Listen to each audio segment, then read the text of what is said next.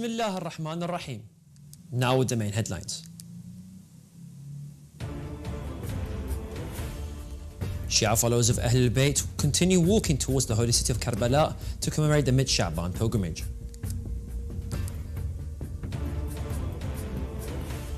The RSS textbooks instilling far-right ideology into students in form of Indian history. Decision of far-right mayor of Italy's monoclone to ban Muslim prayer parks, outrage among residents. Iraqi Prime Minister urges Red Cross community to encourage countries to repatriate their citizens from Al-Hol camp.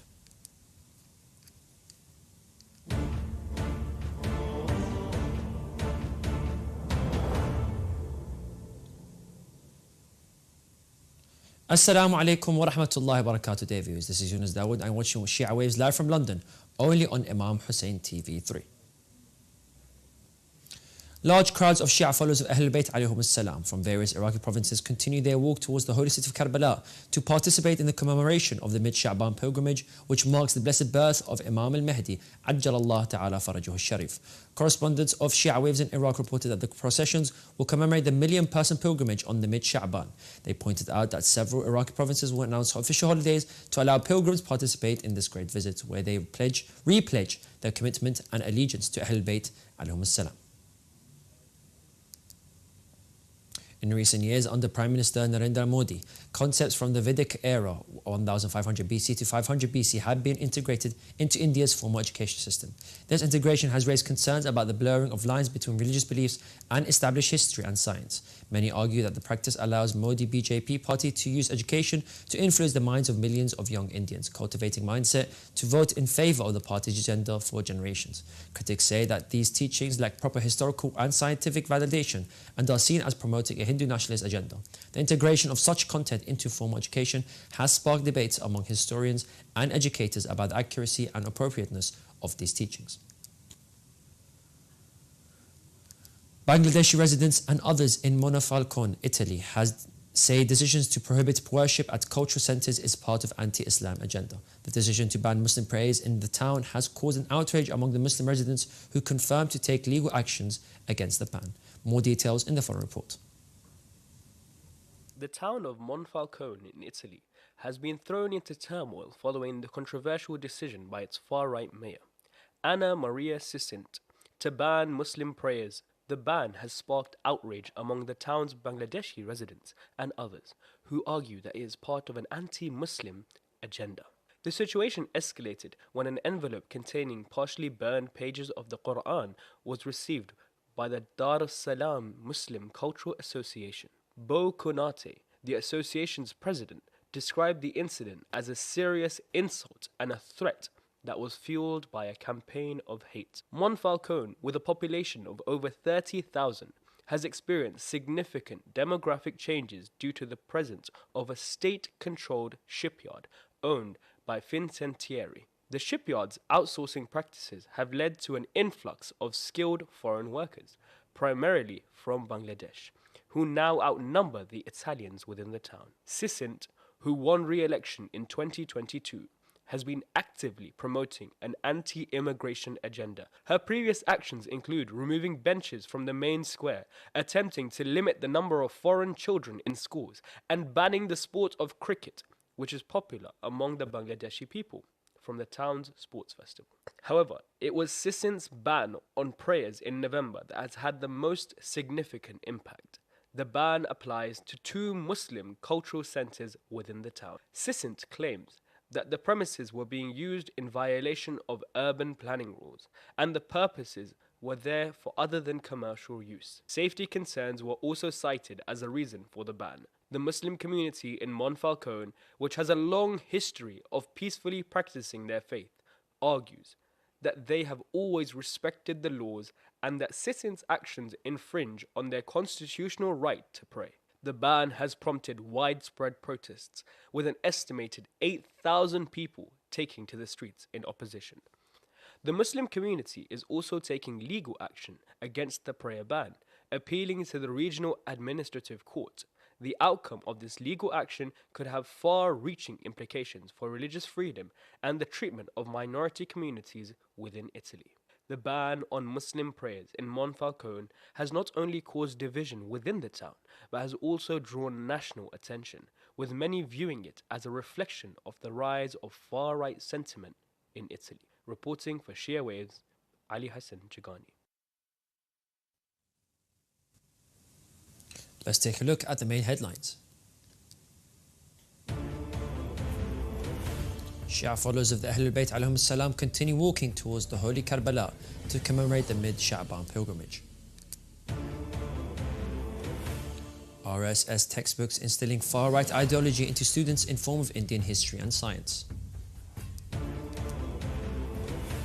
Decision of far-right mayor of Italy's Monfalcone to ban Muslim prayers sparks outrage among residents. Also tonight, Grand Ayatollah Shirazi says that Imam Hussein and other Imams inheritors of all the Prophets.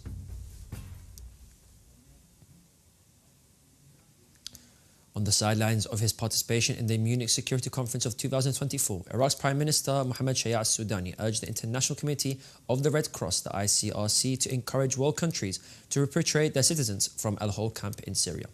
The Prime Minister emphasized that Iraq has fulfilled its obligations by repatriating its citizens, stating that international cooperation will help reduce the risk of the camp and its inhabitants being vulnerable to extremism and recruitment by remittance of terrorist groups. Al-Hol camp is a refugee camp on the southern outskirts of Al-Hol town in northern Syria, close to the Syria-Iraqi border. The camp houses thousands of ISIS families from different nationalities and are feared of being radicalized and recruited.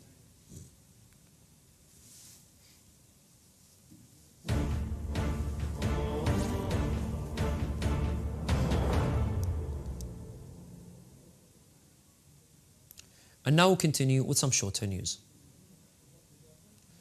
Mosque Open Day event, which will take place on February 25th, will see the participation of more than 35 mosques and Islamic centres to celebrate their diverse Islamic culture in Australia.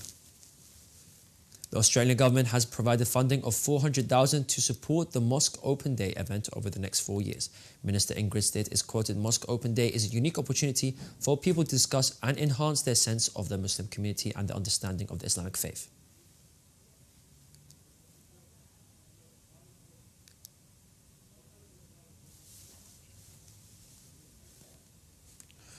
Almost 60% of parents and carers are worried about how social media affects their teens' mental health and well-being. In a survey conducted by Mental Health Service, parents and carers chose social media as a top issue of concern more frequently than any other issue.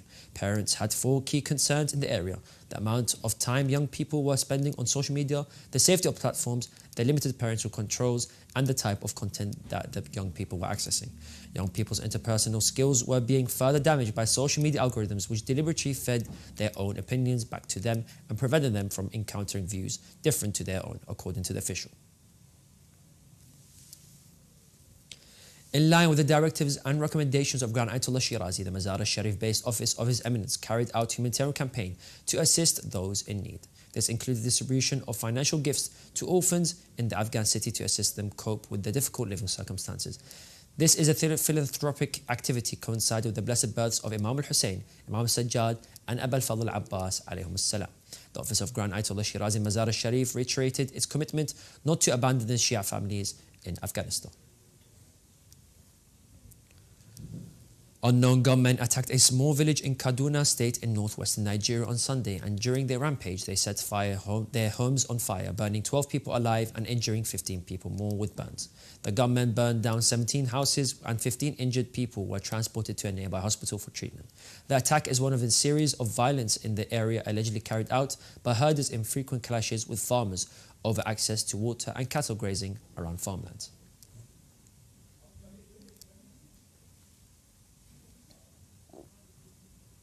Qatar's capital Doha saw on Sunday the initiation of a 2-day United Nations-led conference on the way forward in Afghanistan without the Taliban. In attendance, the UN Secretary General Antonio Guterres organised the meeting of a special envoys for Afghanistan from 25 countries, as well as Afghan civil society members, including women and representatives of the Organisation of Islamic Cooperation, the European Union and the Shanghai Cooperation Organisation. Participants will explore how to engage with the Afghan Taliban in a coordinated manner in light of an independent assessment of Afghanistan mandated by the United Nations Security Council last year.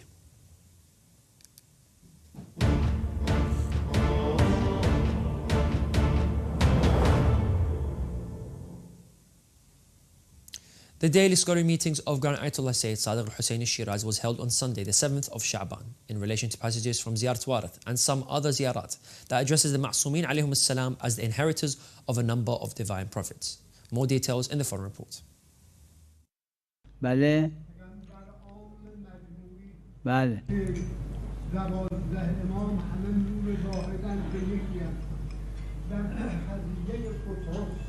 که وقتی اومد حضرت فرمودن پیغمبر لاذت به مهد حسین خودت بکش به گهواره امام حسین.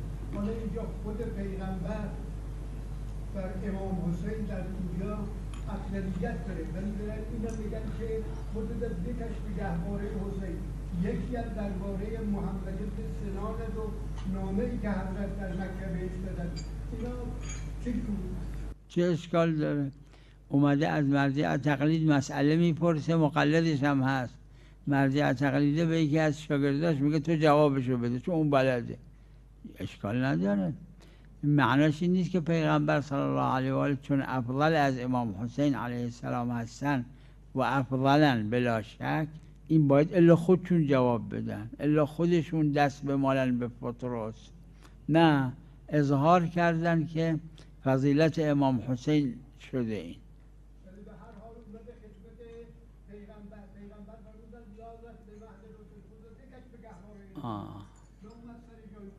نه، معنی لاده نیست که بکش، یعنی پناه ببر. حالا لازم نیست کشیده باشه، اومده پلوی گهواره بدونی که بدنش پتروس بخوره به گهواره، اونم لاده میگه، یعنی پناه بیاره.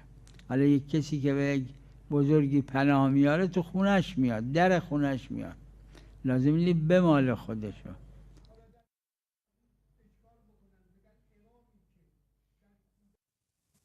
We have reached the end of today's Shia Waves show. Let's remind our dear viewers of today's headlines.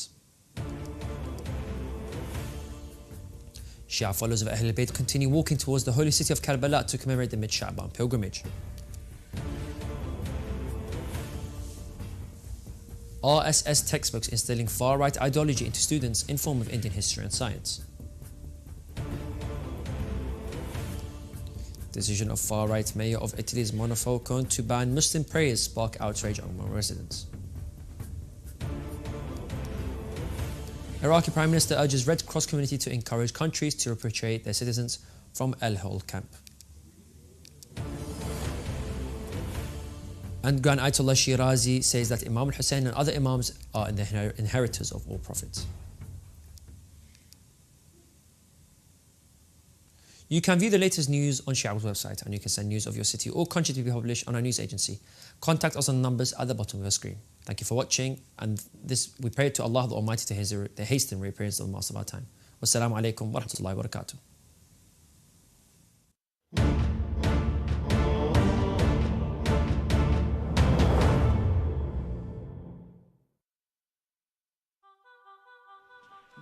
Jiddu, I need to tell you a secret. I had an exam today and I cheated on the exam, and to be honest, I feel like it's eating me up inside.